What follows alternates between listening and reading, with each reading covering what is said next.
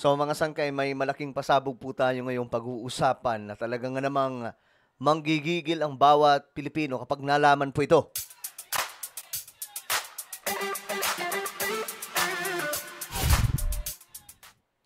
Hello guys, what's up? This is me. I'm back for another vlog today.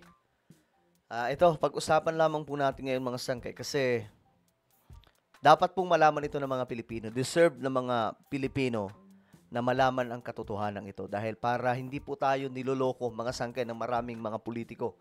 Kasi alam nyo yung korupsyon sa Pilipinas para po siyang linta na nakadikit na po sa mga politiko. Kaya nga po mga sangkay, kapag wala tayong malay sa mga nangyayari, aakalain po talaga natin na ang lilinis po ng mga politicians, mga sangkay. Pero ewan ko, mangilan-ngilan na lamang po talaga ngayon yung mga politikong matitino eh. Anyway guys, bago tayo magtuloy-tuloy sa mga hindi pa po dyan nakakapag-subscribe sa ating YouTube channel, eto po tayo road to 2 million subscribers na. Kung gusto nyong mapabilang sa patuloy na dumaraming mga solid sangkay, makikita nyo po yung subscribe button sa baba ng video na to. I-click nyo lamang po yung subscribe, i-click ang bell, at i-click nyo po yung all. Sa mga nanonood naman po sa Facebook, i-follow nyo po yung ating Facebook page. Okay. So ito nga mga sangkay, nakakalungkot po itong nangyayari ngayon sa Pilipinas. Uulitin ko lang, no? Kasi lagi ko po itong nababanggit na hindi lamang po sa flood control, hindi lamang po sa DPWH ang may mga korap. Marami mga sangkay. Maraming ahensya ng gobyerno mga sangkay ang mayroon pong korupsyon. Gaya ng pag-uusapan po natin ngayon. Kasi may naglabas ng information, ito. Ito gusto kong i-ano talaga to sa lahat ng mga Pilipino. May mga nakikinabang naman mga sangkay, no? Ngayon, lalong-lalo na po sa programa ni PBBM, 'di ba? Mga libreng gamot, may 20K na gamot na libre per year, mga sangkay. Tapos, kapag magpa-hospital ka sa mga DOH, I think, tama ba? DOH hospitals, yung mga pampublikong mga hospitals, mga sangkay, kahit ano pa ang, kahit gaano kalaki ang babayaran mo, libre na. Ganun po kalupit, mga sangkay. Ngayon, ang problema nito, hindi po ito alam ng maraming Pilipino. Kung kaya't nagkakaroon ng chance itong mga buwakang politiko na mangurap. Basahin po natin itong pasabog ni Ramon Tulfo. Alam nyo ba, alam ba ninyo na libre ang konsulta at gamot sa inyong barangay health center? Ito maraming hindi nakakaalam na ito. So makinig po kayo kasi mga sangkay, marami po ang hindi alam ito. Bawat mamamayan, miyembro naman ng PhilHealth o hindi, ay may allocation sa PhilHealth na 20K na libreng gamot at unlimited ang konsultasyon. Kada taon, alam mo ba yan? Alam ba ninyo na bawat barangay center ay yakap center na nagbibigay ng libreng gamot at libreng physical check-up every year? Dito kinukuha ng Malasakit Center ni Senator Bongo ang pera sa yakap program. Ayan mga sangkay. Di ba may programa sa Senator Bongo? Galing din po yan doon. Especially ngayon sa panahon ni PBBM, first time po nangyari na sobrang dami mga sangkay ng benepisyo. Kagaya ngayon, yung pagpapadialysis, di ba? Libre na mga sangkay. Hindi po tulad dati na ang laki-laki ng ginagastos.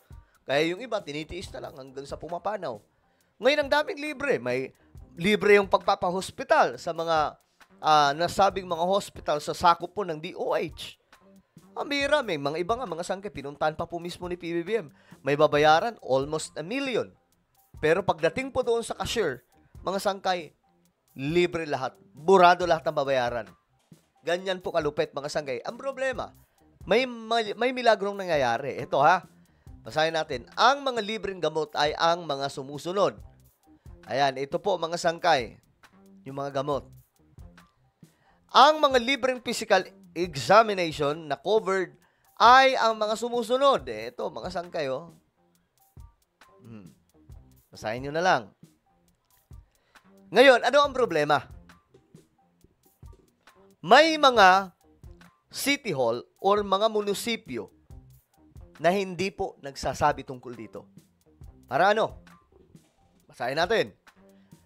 Di sinasabi ng LGU, City Hall o Municipal Hall sa atin na mayroon tayong libreng konsultasyon at libreng gamot.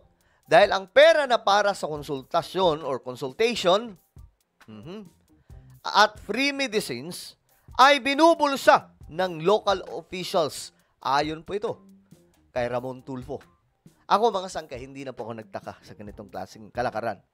Alam nyo, gaya ng sinasabi ko, ang mga politikong ito para po silang yung corruption para pong linta na nakadikit na po mga sangkay sa kanilang pagkatao. Kahit gaano mo kabait, kapag pumasok ang politiko, natututo kang mangurap. Dahil po sa sistemang dumadaloy. Kaya nga mga sangkay, di ba, si PBBM, galit na galit. Dahil po sa kanyang nadiskubre. Kasi naging kalakaran for 3 decades, mga sangkay, naging kalakaran na po ito. Alam niyo, hindi lamang to, marami pa po. Marami pang mga ahensya ng gobyerno, mga sangkay, ang may problema ng korupsyon. Kaya nga, ang solusyon dito talaga, i-blockchain na po yung kaperahan ng taong bayan. Buong kapera na ng buong Pilipinas. I-blockchain. Mula sa pinakamataas hanggang sa pagbaba ng national budget, i-blockchain na yan. Para wala na pong ligtas. Kasi pagka ganito, mga sangkay, paulit-ulit lamang po tayo nito. May mga mapapakulong nga. Pero ang sistema hindi na ayos, mag-create lang ng another corrupt politicians and corrupt officials. 'Di ba? Ang lahat ng ito ay nasa Universal Healthcare Law. Ayan mga sangkay, sa RA 11223 na ipinasa noong panahon ni Pinoy at nais sa katuparan noong panahon ni Digong. Sabi dito mga sangkay, niloloko tayo ng ating local government unit. Ito na. Niloloko daw tayo ng mga nasa City Hall, mga nasa munisipyo, ng mga taong ito, mga sangkay. Hindi daw po sinasabi. Now that we know, sabi niya dito, dapat igiit natin ang ating karapatan. Magising na tayo, mga kapwa ko Pinoy. Abangan ninyo ang mga detalye tungkol sa nasabing anomalya sa mga susunod na post. Hindi daw po sa titigil hanggat hindi nakukuha ng mga Pilipino sa PhilHealth ang para sa atin. Ayan mga sangkay, ito pong 20K, itong Universal Healthcare Law, inimprove po ito ng inimprove ni PBBM. Ngayon mga sangkay, ang dami na pong libre. 'Di ba? Ang lala po talaga. Biruin nyo, for the first time, nagkaroon po ng libreng pagpapagamot sa mga DOH hospital sa buong bansa po yun, mga sangkay. Kaya nga doon po sa EVRMC, doon po sa Tacloban, nung pumunta si PBBM, meron po doon na dalagita, mga sangkay, na dalan-dala po niya yung bill. Kung hindi ako nagkakamali, nasa 400,000 mahigit. Pero mga sangkay, nung binigay na po sa cashier, naging 0. Ganyan po ngayon mga sangkay sa panahon ni PBBM. Kaya nga lang, marami po ang niloloko ng mga LGU. Biruin nyo mga sangkay, may 20K. Maliban po dun sa libreng pagpapagamot, may 20K na libreng gamot. Mga sangkay. 'Di ba? Tapos may mga examination na libre. Ako mga sangkay, buti na lang sa lugar namin matino yung namumuno na ibibigay ang para sa mga komunidad, no, na ibibigay yung mga pangangailangan mga sangkay, especially pagdating po sa pangkalusugan.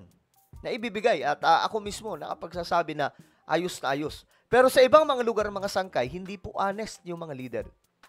Kagaya po na halimbawa na lamang mga sangkay sa mga senior citizens. I'm sure makaka-relate po dito yung iba. 'Di ba yung iba sa mga senior na, ano ang nangyayari, guys? Marami po tayong nababalitaan na hindi binibigay ng mayor, di umano. Ang hindi binibigay ng LGU, yung saktong benepisyo ng mga senior citizens. Yung ibang mga sangkay, hinihintay pa na matigok bago po ibigay yung pera. Tapos kung magbigay, kakaunti lang, barya lang. Bakit? Binubulsa po ng mga loko. So, ito po yung nangyayari ngayon, mga sangkay, sa Pilipinas.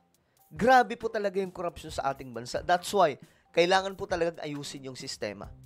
Paano ang sistema? Ayun, ayusin natin yung 1987 Constitution. Basura na po yan. Palitan na natin ng bago yan.